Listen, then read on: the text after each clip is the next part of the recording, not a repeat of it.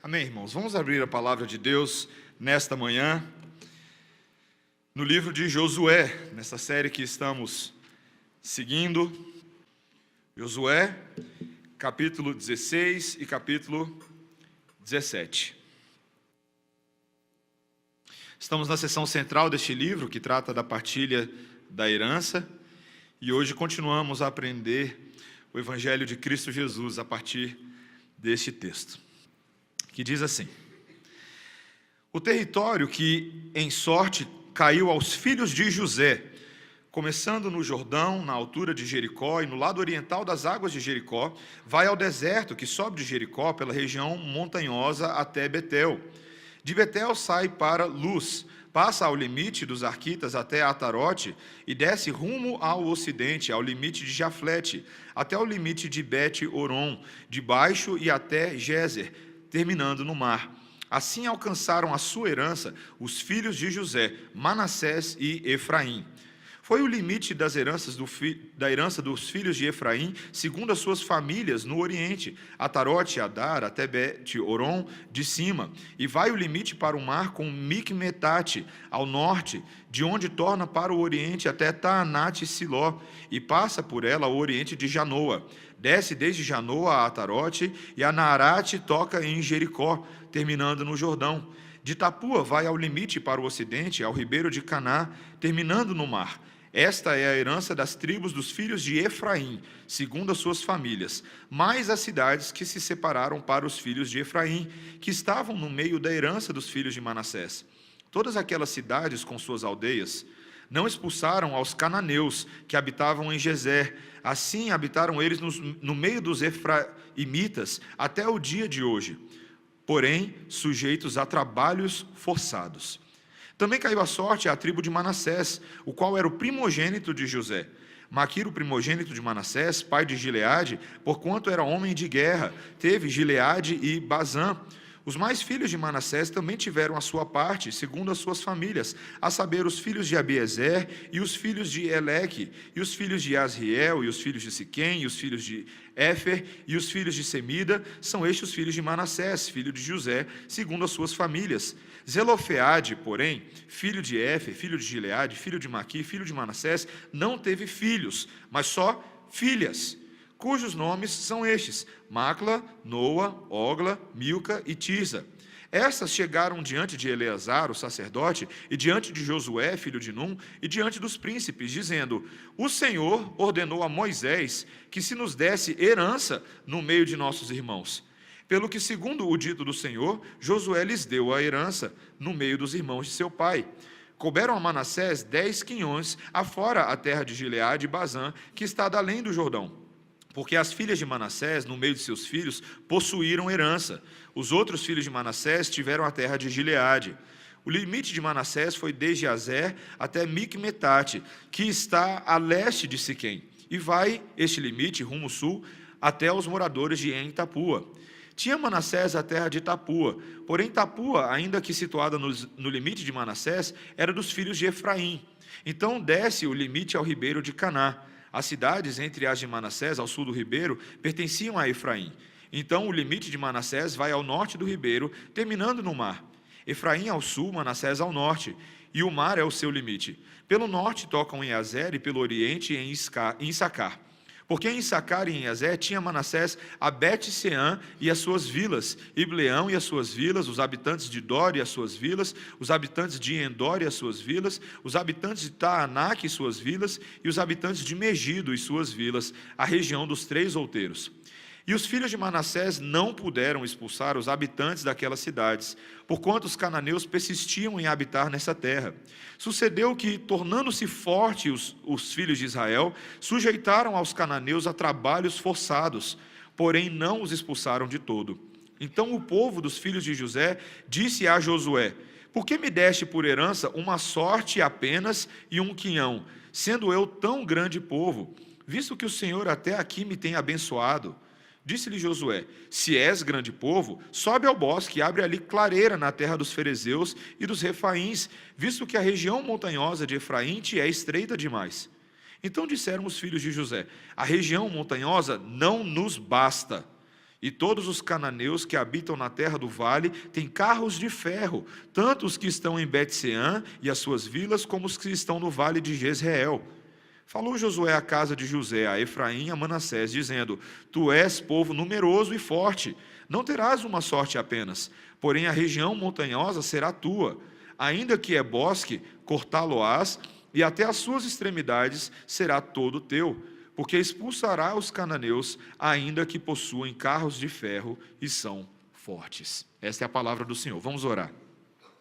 Senhor, nós te louvamos por este texto tão rico que nós temos aqui nesta manhã, pela oportunidade de aprender mais sobre a Tua vontade para as nossas vidas. Ilumina os nossos olhos, Senhor, que o Teu Espírito Santo esteja em ação plena no nosso meio, trazendo conhecimento de Deus, trazendo sabedoria e nos dando completa atenção e devoção à Tua vontade. É o que nós te pedimos em nome de Jesus. Amém. Uma boa palavra para descrever o dia a dia regular dos crentes é a palavra ordinário, que significa aquilo que é comum, aquilo que é normal, aquilo que é habitual. Apenas para dar uma lição agora, antes que eu esqueça de falar, nunca chame alguém de ordinário, pode não ser o que você pensa que é. Ou ensine para os seus filhos que aqueles números na escola são os números ordinais e não ordinários, como eu me confundi durante tantos anos. Tá? Então, já para avisar a igreja. Dito isso, essa profunda cultura, por mais ordinário e comum que o dia a dia possa nos parecer, não há nada de ordinário sobre a fé cristã. Na verdade, a nossa fé ela é absolutamente extraordinária. E o sobrenaturalismo da nossa fé foi objeto de luta por grandes heróis da fé no passado. Talvez pela contaminação da nossa mente, por causa do misticismo evangélico dos nossos dias, nós tendemos, quando a gente ouve esse tipo de coisa sobrenatural, nós tendemos a pensar em milagres de proveito pessoal, né? A gente tende a pensar dessa forma. Mas ao longo da história da igreja, e especialmente nos séculos mais recentes, à luz do liberalismo teológico, no século XVIII, no século XIX, e por causa da negação da ação sobrenatural divina que veio com o liberalismo teológico, grandes homens de Deus tiveram que lutar e comprar essa briga. Homens como Charles Hodge, homens como B.B. Warfield e outros teólogos que, mesmo sendo old school Presbyterians, como eles eram chamados, né? Eles eram os presbiterianos da velha guarda, mas eles foram homens que lutaram vorazmente pelo aspecto sobrenatural da fé cristã. Mas, meus irmãos, é inegável que, principalmente no século XX, a incredulidade que veio do liberalismo teológico teve os seus efeitos. O pentecostalismo foi uma certa forma de reação a isso, mas o cristianismo do século XX tornou-se, em grande parte, desconectado das realidades eternas de Deus. Houve uma grande diminuição dos eventos, da importância dos eventos miraculosos da redenção, como, por exemplo, o nascimento virginal de Cristo, seus milagres, a sua ressurreição, a criação do mundo em 6 dias foi substituída pelo evolucionismo, a inspiração, a inerrância das Escrituras, todos esses pilares sobrenaturais que eram a base da fé cristã até o século passado, passaram a ser eliminados do cristianismo moralista. O grande extraordinário de Deus se tornou ordinário. Um cristianismo que é meramente comportamental, um cristianismo que acha que essas coisas que nós falamos não são boas o suficiente, o importante é nós tratarmos das coisas pragmáticas do dia a dia. Então se tornou um cristianismo desinteressado, totalmente cego à providência divina, à ação sobrenatural do Espírito Santo nos nossos dias. Se tornou um cristianismo materialista, racionalizante, uma religiosidade que não tem uma esperança extraordinária. Mas, meus irmãos, esse texto que nós estamos lendo hoje, por incrível que pareça, talvez você não tenha percebido isso na leitura, mas ele é um texto que visa mudar esse quadro para nós. Ele visa revigorar uma perspectiva extraordinária da nossa fé, nos ensinar em meio ao nosso pecado como Deus nos sustenta com toda a maravilhosa e eterna provisão neste evangelho transcendental e que nos ajuda a termos um cristianismo que seja de fato cheio de vida, cheio de vigor e cheio de uma maneira vibrante de ver. Nós temos aqui 4 verdades dessa ação sobrenatural de Deus. Nós vemos aqui ações que parecem estranhas de Deus, mas são extremamente sábias. Nós vemos também uma intrepidez que é baseada nessas promessas sobrenaturais de Deus. Nós vemos também o perigo da negligência espiritual dessas verdades e também como nós podemos encontrar contentamento num Deus que age dessa forma sobre nós. Vamos por partes. Que ações são essas estranhas, porém sábias de Deus? Esses 4 primeiros versículos do capítulo 16, veja comigo. Quando nós estamos olhando para eles, nós vemos logo no início que fala que agora que a partilha do território em sorte caiu aos filhos de José. Haviam 2 tribos que eram reconhecidas como as tribos da linhagem de José no passado, a tribo de Manassés e a tribo de Efraim, que é notado tanto no versículo 1, especialmente no versículo 4. Manassés foi o filho mais velho, foi o primogênito, como nós lemos adiante. Ele tinha uma linhagem de primogenitura. Entretanto, mais uma vez, Deus inverte as coisas. Quem começa a receber a partilha é Efraim e não Manassés. Talvez, e isso aparece logo aí no versículo 5, talvez isso possa não parecer nada demais para você, né? De vez em quando você pode ouvir algumas dessas observações exegéticas que a gente faz num sermão como esse, em Josué, você pensa assim, mas pastor, o que tem a ver uma coisa ou outra? Quando eu estou lendo o texto, eu não percebo essas coisas, isso não faz nenhuma diferença para mim. Mas como eu falei há um tempo atrás, isso não faz tanta diferença para a gente, porque a gente tende a ler os livros da Bíblia no vácuo, desconectados dos eventos que aconteceram no passado, por exemplo, no livro de Gênesis, quando a história de Efraim e Manassés nos é contada. Não é uma história tão longa lá em Gênesis 48, mas quando Efraim e Manassés nasceram, José leva seus filhos para serem apresentados ao seu velho pai, Jacó, em Gênesis 48. Manassés, o primogênito, deveria receber a bênção de Jacó primeiro, mas Jacó vai lá e inverte as mãos e acaba abençoando Efraim primeiro. José tenta consertar a besteira do pai. Não, pai, não é isso não, talvez porque ele tivesse cego, não tivesse vendo, mas Jacó vira e fala, não é isso mesmo que eu queria fazer. Eu queria abençoar Efraim primeiro.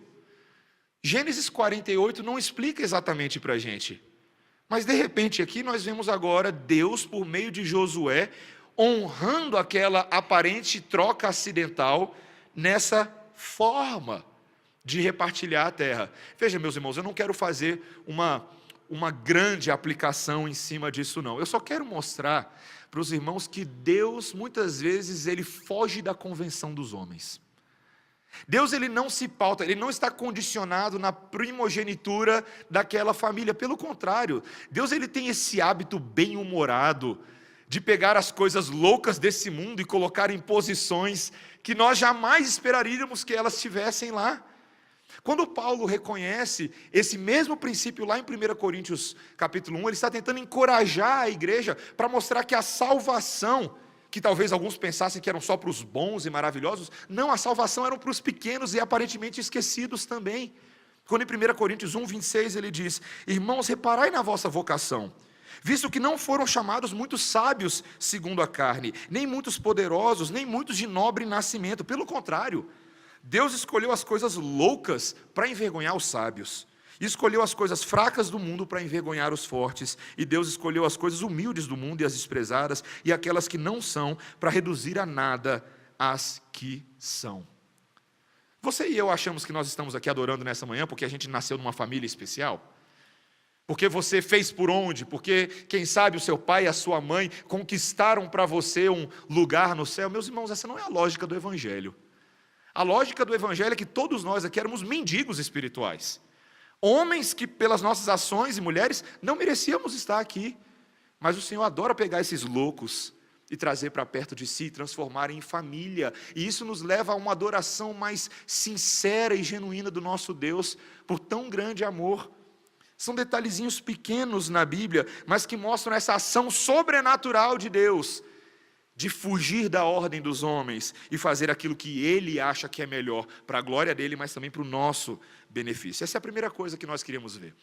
Mas veja também, note, em segundo lugar, uma intrepidez que surge baseada nessas promessas. Dá uma olhada no capítulo 17, pula um pouquinho para frente.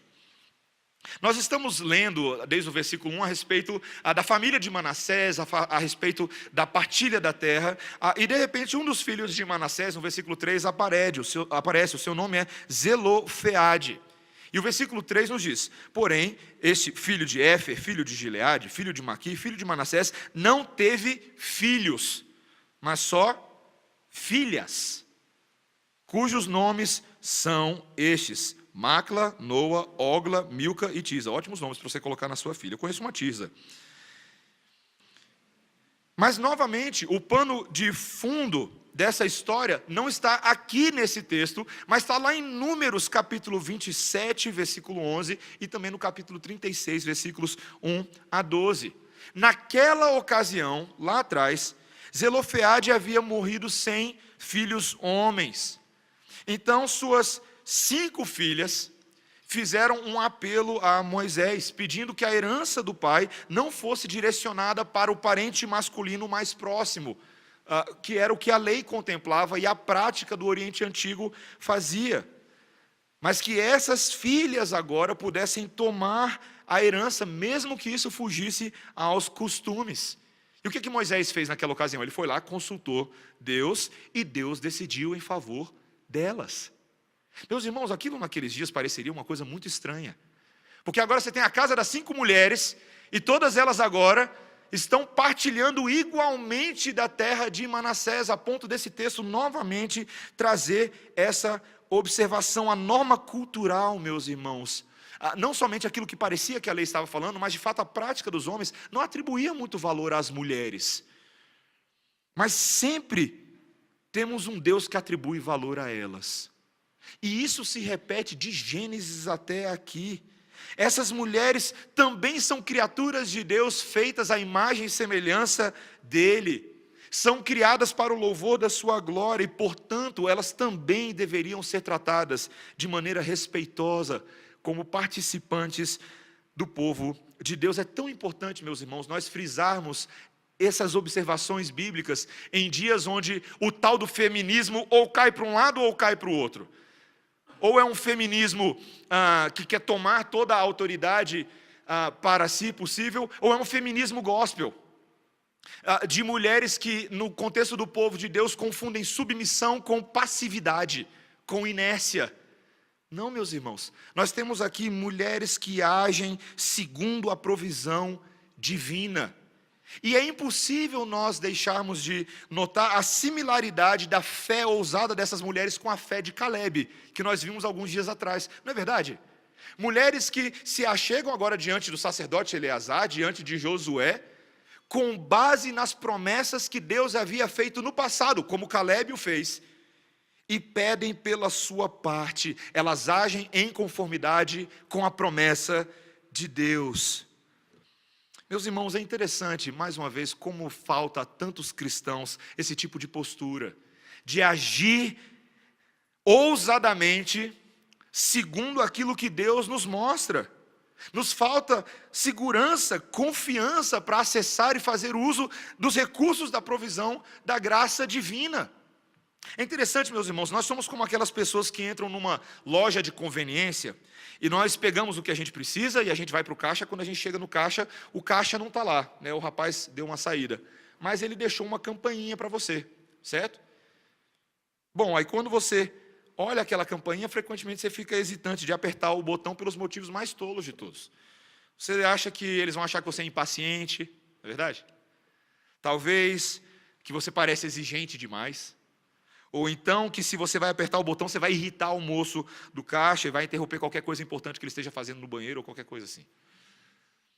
Meus irmãos, de alguma maneira nós nos esquecemos que ele colocou a campainha ali porque ela, na verdade, é para ser usada. É para você apertar a campainha. Não é para você ficar olhando para ela como se fosse um objeto de admiração visual. É para ser usada. E esse princípio da palavra de Deus, de usarmos o acesso e fazermos uso dos recursos dele por meio da oração, é um princípio preeminente nas Escrituras. O autor de Hebreus, tentando ensinar isso para os seus leitores, ele disse: acheguemo-nos confiadamente junto ao trono da graça, a fim de recebermos misericórdia e acharmos graça para socorro em ocasião oportuna. Hebreus capítulo 4, versículo 16. Meus irmãos, nós devemos ter essa atitude de uma oração confiante, de uma oração constante, de uma oração sem cessar.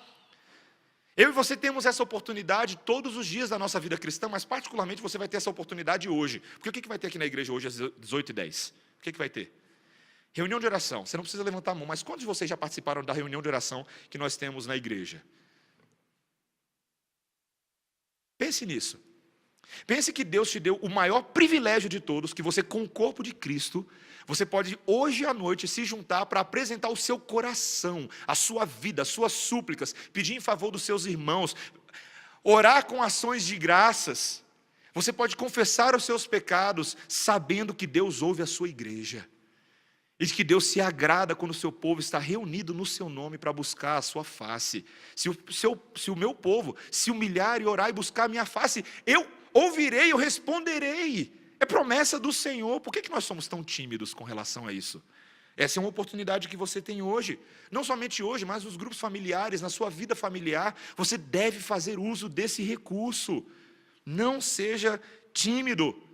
Quando nós pensamos na oração, nós não estamos pensando num exercício comportamental. É um exercício sobrenatural. É a forma como Deus nos dá acesso por meio da fé a tocarmos nas realidades invisíveis.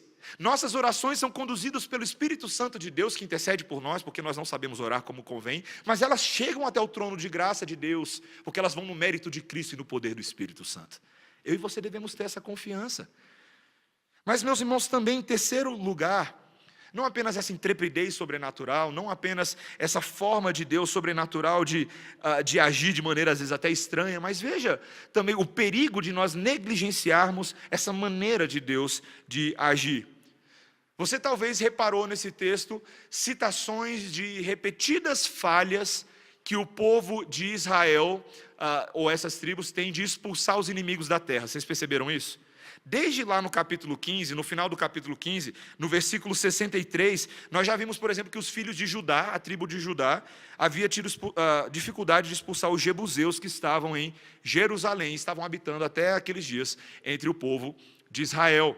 Mas agora, veja, versículo 10 do capítulo 16, não expulsaram aos cananeus que habitavam em Gezer, assim habitam eles no meio dos efraimitas até os dias de hoje, porém sujeitos a trabalhos forçados.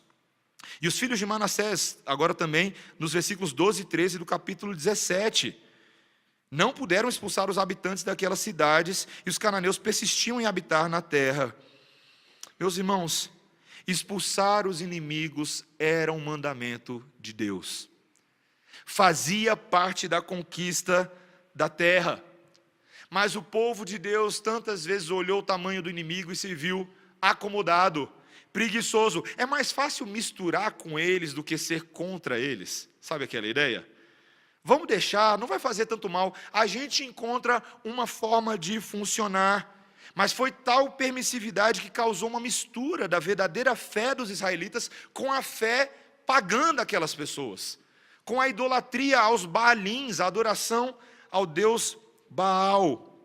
Meus irmãos, isso causou um grande problema na vida do povo. Isso é o que nós chamamos de verdadeiro jugo desigual. Sabe quando a gente fala sobre jugo desigual, você pensa certamente sobre namoro, né? Ou será que eu não devo namorar um rapaz crente? Se eu não devo namorar uma moça que não é crente, né? Um rapaz que não é crente. Mas jugo desigual é muito mais do que isso. Ele é um princípio espiritual. Quando Paulo fala sobre isso em 2 Coríntios, ele está falando, por exemplo, que nós não devemos entrar em comunhão com os iníquos, e ele está fazendo referência, por exemplo, a sociedades de trabalho. Pessoas que trabalham, mas têm princípios diferentes de trabalho. Mas, sobretudo, realidades espirituais. Cuidado, meus irmãos, jugo desigual não é só uma chatice dos seus pais. Não é só uma chatice do pastor. Não. É uma regra de Deus. Mas, meus irmãos, vocês perceberam um detalhezinho nesses 2 versículos de Efraim e Manassés? Não apenas eles permitiram que o povo habitasse na terra, mas eles sujeitaram os cananeus a trabalhos forçados. Também pode parecer um detalhe sem importância, até que você se lembre que Efraim e Manassés eram filhos de José, que nasceram no Egito. E Egito foi o lugar onde o povo de Deus foi sujeitado a trabalhos escravos durante 430 anos. E Deus os libertou disso. Mas agora, essas tribos que foram libertas de Deus estão fazendo com seus inimigos a mesma coisa que foi feita a eles no passado. Há uma completa reversão, meus irmãos. O pecado que era contra nós, nós agora estamos usando a nosso favor. Que terrível, meus irmãos. Quando nós utilizamos as armas das trevas para nos darmos bem. Uma das coisas que mais me envergonhou no período que eu estava nos Estados Unidos não era apenas conhecer no Mississippi de perto a realidade da escravidão que foi tão presente até o século passado, meados do século passado, no sul dos Estados Unidos. O que me envergonha é que esse mesmo sul dos Estados Unidos é chamado do cinturão da Bíblia. E que grande parte dos senhores de escravos eram crentes.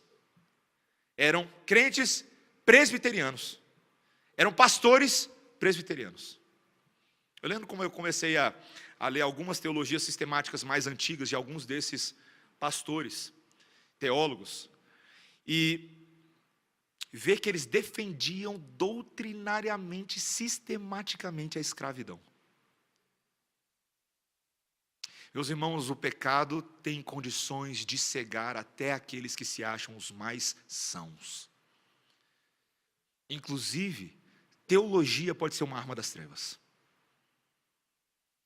Se você lê as Escrituras enviesado, para defender os seus interesses pessoais, para fazer a coisa do seu jeito. Como pode, meus irmãos? Eu ficava pensando, como pode? A palavra de Deus, o Antigo Testamento inteiro, nos mostra que isso era um pecado contra Deus, mas no passado e no presente, pessoas continuam praticando as mesmas coisas. Meus irmãos, tenhamos cuidado. Tenhamos cuidado para não ignorar o mandamento e a voz de Deus. Não é à toa que tantos de nós estamos sofrendo hoje, quando nós esquecemos desse evangelho extraordinário e condicionamos ele ao nosso pragmatismo ordinário, a forma que dá certo para a gente, como eu posso tirar máximo proveito dessas coisas. Isso é motivo de vergonha. Graças a Deus, eu também tive, para vocês não ficarem achando que essa é a forma de pensar dos presbiterianos no sul dos Estados Unidos até hoje. Em 2004, a PCA, que é uma denominação presbiteriana ortodoxa nos Estados Unidos, 2004, eles enfim soltaram uma carta institucional formal reconhecendo que a prática dos presbiterianos até aqueles dias havia sido uma prática pecaminosa e que eles se arrependiam desse pecado e não iriam perpetuar. Meus irmãos, nunca é tarde para nós reconhecermos o nosso pecado. Talvez nós tenhamos perdurado com ele tempo demais, mas hoje nós podemos confessar as nossas faltas diante do Senhor, mesmo as mais horrendas e abomináveis, sabendo que encontraremos da parte dele perdão se o fizermos com sinceridade e com sincero arrependimento.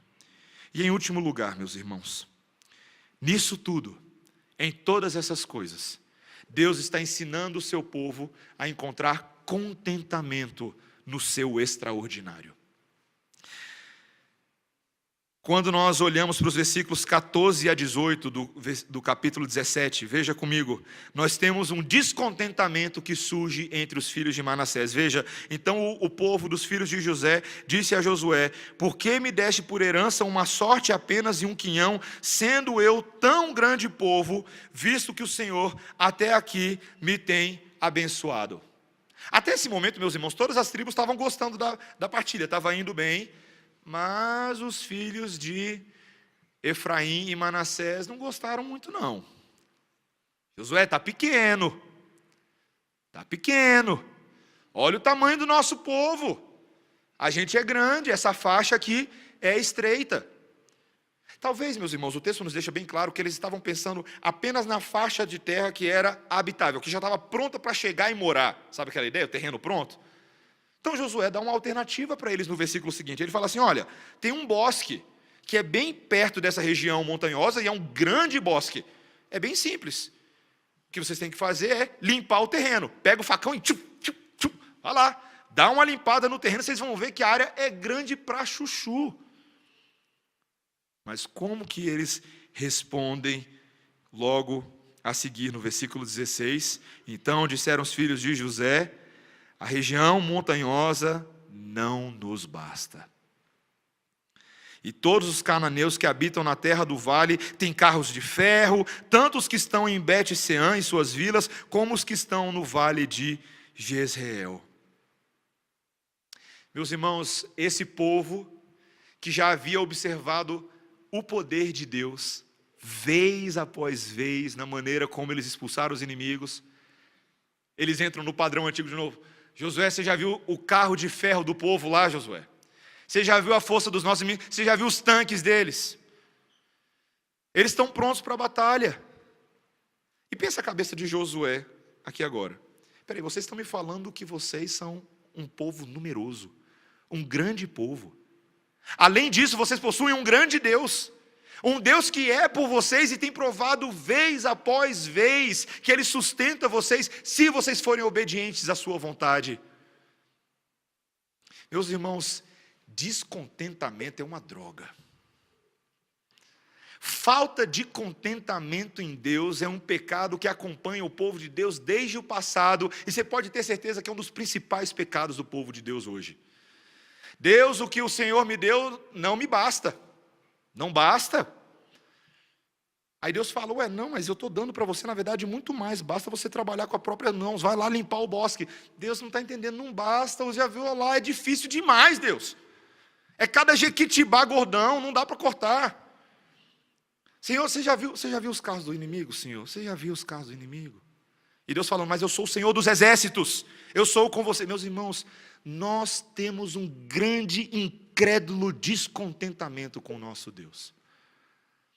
Deus nos tem dado, e nós sabemos disso muito bem, muito mais do que nós precisamos e merecemos, mas nós só conseguimos olhar para aquilo que nós gostaríamos de ter e não temos. Quando Davi escreveu o famoso Salmo 23 que nós lemos hoje pela manhã, ele escreveu: o Senhor é meu pastor e nada me faltará. Aí você pensa: nossa, Davi escreveu esse salmo quando ele estava no auge do reinado dele, né? Quando estava tudo bem, estava todo mundo trabalhando bem. Não, meus irmãos. Salmos como este são escritos nos momentos mais difíceis da vida de Davi. Quando ele contemplava a oposição dos seus inimigos políticos, quando a sua própria família estava contra ele, quando ele estava para perder todos os seus bens e a sua reputação, ele escreve: o Senhor é o meu pastor e nada me faltará. Porque Davi tem uma visão de que a suficiência de Deus não vem meramente do materialismo das coisas, mas do próprio Deus, que é o nosso ser divino, o nosso Pai cuidador. Ele nos é suficiente. Meus irmãos, essa descrença na provisão e na intervenção sobrenatural de Deus na nossa batalha não poderia ser um pecado entre os cristãos do Novo Testamento como nós. Sabe por quê? Porque eu e você vimos uma exibição perfeita do que Deus fez na cruz do Calvário. Deus literalmente se deu a si mesmo por nós. Cristo se colocou na cruz, e não somente o fez no passado, mas hoje Ele nos dá o seu Espírito Santo dentro de nós, para que nós possamos, revestidos da armadura de Cristo, batalhar essas batalhas. Mas veja que o Senhor nos dá pela graça, mas Ele quer também que a gente trabalhe pela graça. Vai cortar o bosque. Deu vontade de falar miserável após isso. Vai cortar o bosque, miserável. Vai cortar o bosque. O seu Deus não está condicionado à força das calotas de ferro das carruagens dos inimigos. O seu Deus é Deus, criador do ferro, de calotas e de inimigos. Ele está acima de todas as coisas. E na cruz de Cristo, a nossa luta contra o pecado, a nossa luta contra as trevas, pode ser verdadeiramente vencida. Amém, irmãos? Ainda que não de forma perfeita neste mundo, ainda que não de forma completa e final e consumada, mas nós podemos experimentar a verdadeira graça de Deus. Ele nos garantiu isso. Ele nos disse, por exemplo, em Filipenses, que nós devemos desenvolver a nossa salvação com temor e tremor, porque é Deus quem realiza em nós o querer e o realizar, é Ele quem executa em nós essas coisas. Essa é a sobrenaturalidade da vitória da cruz de Cristo, o extraordinário de Deus invadindo o nosso ordinário e nos ajudando a viver de uma forma que lhe é agradável. Mas, meus irmãos, é necessário que nós tenhamos obediência, que nós não sejamos tímidos, e que não apenas sigamos o exemplo das filhas de Manassés, ou meramente o exemplo de Caleb, mas que nos pautemos em Jesus Cristo. Quando Paulo diz, sede meus imitadores, porque eu sou de Cristo. O ponto é, nós olhamos para o nosso autor e consumador da fé. Aquele que viveu por nós e exemplificou para nós como nós devemos viver. Que descontentamento você tem tido hoje? Que áreas da sua vida você hoje vira e diz assim, poxa Deus, não é suficiente? Talvez Deus ameaçou tocar na sua posse e você já ficou todo estremecido, ansioso, ofegante, sem ar. Que áreas, meus irmãos? Será que nós temos condicionado o nosso relacionamento cristão com Deus à mera materialidade desse mundo? Pois nós vivemos como aqueles que já pertencem à eternidade, aqueles que se governam por Cristo, pelas coisas que não são corruptíveis nesse mundo, mas pelas coisas de valor incorruptível. Jó aprendeu isso rapidinho quando Deus tirou tudo. Ele falou, seja bendito o meu Deus. Vim do pó nu, para o pó voltarei, bendito seja o nome do Senhor. Nós precisamos aprender isso, meus irmãos. É quando nós começamos a aprender esse tipo de coisa com ações de graça, que a nossa ansiedade vai embora, que os nossos medos e temores vão embora, quando nós de fato nos encontramos numa certeza do nosso estado de graça com Deus, que nós ficamos menos preocupados. Ontem à noite eu estava pensando sobre, quando a Sueli compartilhou a notícia no nosso grupo de oração, sobre o falecimento desse garoto, Ramon, de 6 anos de idade. Como que você passa por um momento desse? Meus irmãos, somente se você se encontra com certeza do seu estado de graça com relação a Deus, você sobrevive a um momento desse. Quando Deus toma os nossos entes mais queridos, os nossos filhos, os nossos pais, nós precisamos nos lembrar que Deus é soberano sobre todas as coisas. E Ele sempre nos dará de acordo com a medida da sua bondade e da sua misericórdia, mesmo nas tragédias mais inexplicáveis da vida. Nós precisamos crescer nesse entendimento, meus irmãos. Que Deus nos leve por meio da história de Efraim e Manassés a não sermos como eles, a sermos melhores, a sermos como Cristo espera de nós, cheios de confiança, cheios de fé, cheios de ousadia, para não questionar Deus na sua provisão boa. Amém? Vamos orar, irmãos. Senhor Deus, obrigado pela Tua palavra nessa manhã.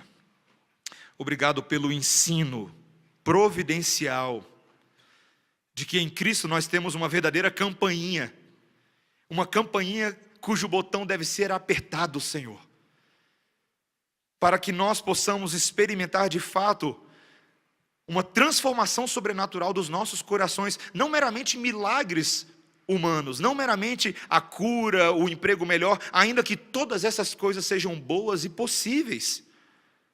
Mas, Senhor, para que mesmo quando nós não as tenhamos, encontremos em Deus nossa perfeita provisão, nosso perfeito tesouro, nosso bem maior, nosso bem inigualável, Senhor. Que o Senhor seja isso para nós. E com base nessa confiança, que possamos agir ousadamente, com fé bíblica e com fé cristã nos nossos dias. É o que nós te pedimos em nome de Jesus. Amém. Amém. Vamos ficar de pé, irmãos. Vamos cantar o belo cântico, o Deus fiel, Tu és fiel, Senhor, ó Pai Celeste. Que cantemos com convicção e alegria.